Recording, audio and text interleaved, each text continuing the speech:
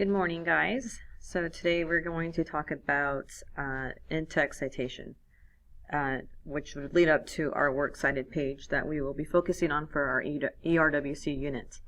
So being that this unit we're expected to write a research paper, it is very important to move past just the process of just in-text citation, which we see here, that we've been familiar with in our previous essays.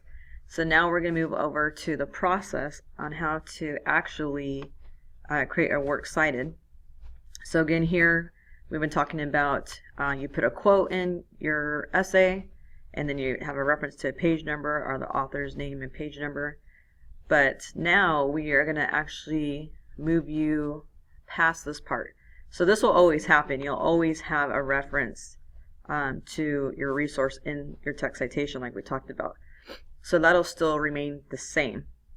But actually, here's a little example of it here.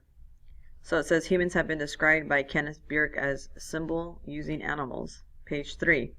Or they said humans have been described as symbol-using animals, and then you put the author's name and the page number here.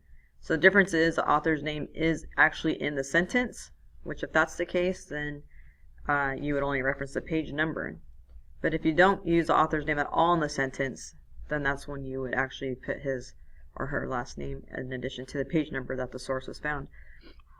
So you see here, it says Burke Kenneth, Language of the Symbolic Action, which is the title of his book, Essay on Life, Literature, and Method.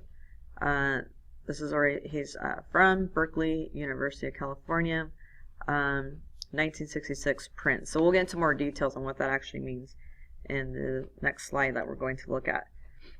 So I'm going to jump around for this PowerPoint so we can stay focused on what we're actually doing. So when I talk about a works cited page, this is what it looks like. This is what you guys will be creating for the end of your essay for the ERWC unit. Now as you get into high school and college, this is actually required as part of your essay. So if your teacher says write a 3-page essay, this doesn't count as page 3. This would be in addition to your 3 pages of your essay. So here we have all the sources listed. So these are all sources that were used for in-text citations or textual evidence, and this is what a final product looks like. But there's different ways to sort different resources. So I'm going to focus on the 2 most common ones that you guys will use, which would be a book and online. Okay, if you can find this PowerPoint online, just type in MLA PowerPoint and this will pop up and it'll give you more resources for different sources. So our first one would be works cited page, so a book. So if you're going to cite a novel like how we did with To Kill a Mockingbird or Anne Frank or Christmas Carol, this is how you would properly cite this on a works cited page. So you would list the last name of the author, then their first name, the title of the book, the place of publication, publisher, year of publication, and medium of publication. So all this information here, obviously it would be obvious, the title of the book and the author's name would be on the cover of the book. But the place of publication, publisher, year of publication, medium of publication, all that information would actually be found inside the book. Usually right before the actual title page inside the book. So you'll see a list of cities and copyright dates, and you always want to use the most recent copyright date for the version of the book you're using.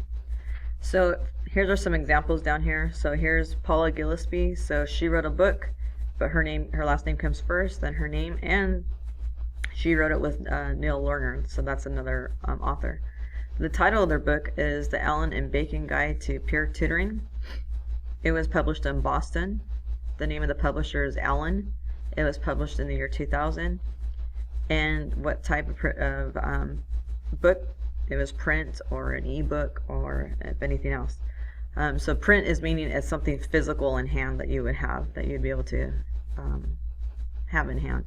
So you see the next examples here. They all follow the same format. Last name first, first name, title of book, place of publication, publisher, year of publication, medium of publication.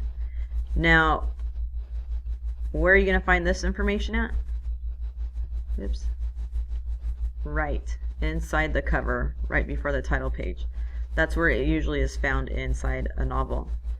Now, where are you going to find this information? If you said the outside of the book, then you're right, you've been listening. So that's how you would cite Works Cited for a book title. So now if we actually go to slide 32, this is for a web page. So most of us do a lot of research online. So a lot of us, when we do research here in class, I see a lot of you go straight for Google or some type of search engine. So citing a web page sometimes can kind of be tricky. Sometimes all the information is given, sometimes it's not. But for example, actually let's go here. Here's a WebSys format. So you're going to find the editor, the author, or a compiler name if available. So sometimes one or all of these may be available or they may not.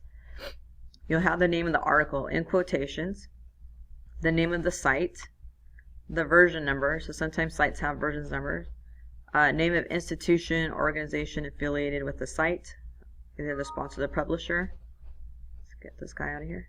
The date of the last update, how it was published, and the date of access. So if you looked up a website today, then you would use today's date of April 21st, 2016. So whatever date that is that you actually access that online, that would be the date you fill in here.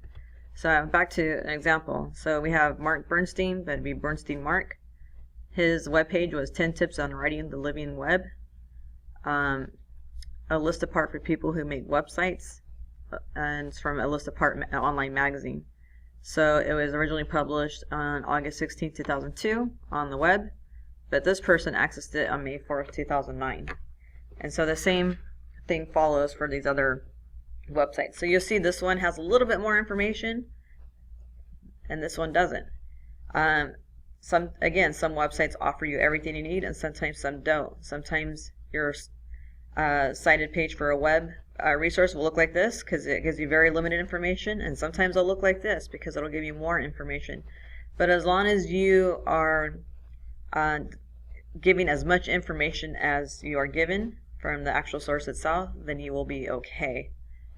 So this is our basic little screencast on citing. Oh, one more point on your works cited page, regardless of the resource, whether it be a book, a magazine, a novel, an online source, you always list them in alphabetical order by the author or the source. Does that make sense? Okay. Well, talk with you guys later. I hope this helped, and I hope you can follow up with some questions in your small groups. See you later.